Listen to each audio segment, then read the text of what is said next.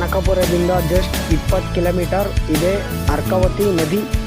ಈ ನದಿಯನ್ನು ನಾನು ಕೇಳ್ಕೊಳ್ಳೋದಿಷ್ಟೇ ಒಂದೇ, ಶನಿವಾರ ಭಾನುವಾರ ಆಲ್ಮೋಸ್ಟ್ ಹಾಲಿಡೇ ಇರುತ್ತೆ, ಎಲ್ಲರಿಗೂ ಹೋಗಿ ನೋಡಿ. ಸೂಪರ್ ಆಗಿದೆ ಪ್ಲೇಸು.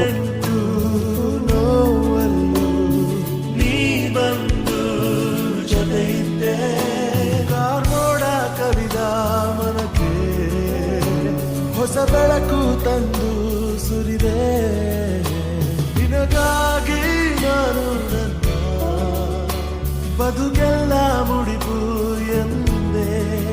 ಹೀಗೆಲ್ಲಿ ನೀ ಹೋದೆ ಕನಿಕರಿಸಿ ನೀ ಬಾರೆ ಎದೆಗುಡಿದ ಉಸಿರು ನೀನೆ.